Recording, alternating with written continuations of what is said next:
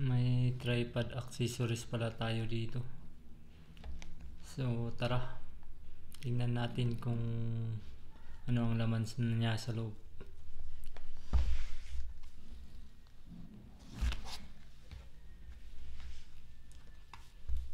So, may manual instruction siya.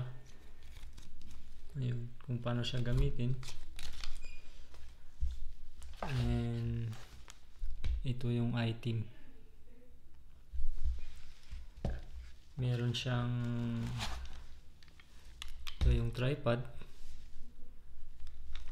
Press mo lang to kung tatas mo to. Yun.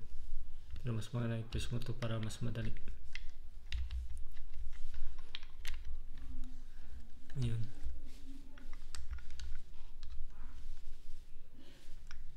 Ito yung tripod. And ito naman yung phone holder. I-twist mo lang to, i-trade mo, tapos ganun.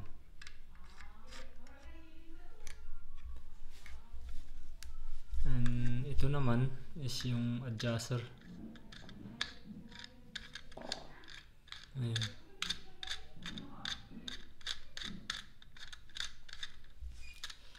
So ito is nalagay mo dito.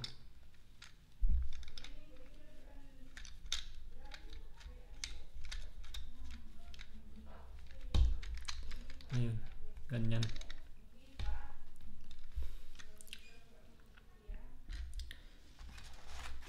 And ito yung remote para sa cellphone.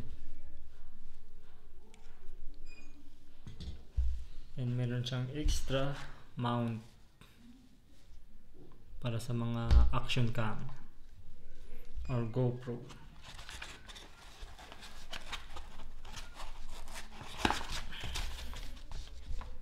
And meron siyang lock. Ito yung lock.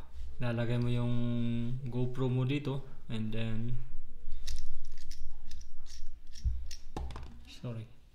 ito yung lock niya. Ayan.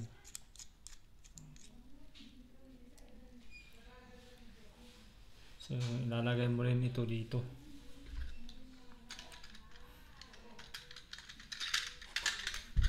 Yan.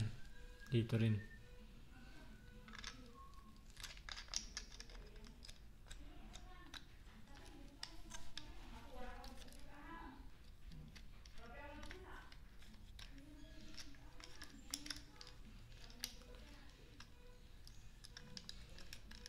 Oops, ayaw ah.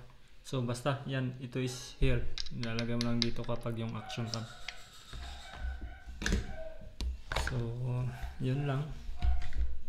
Salamat sa panonood and God bless. Bye bye.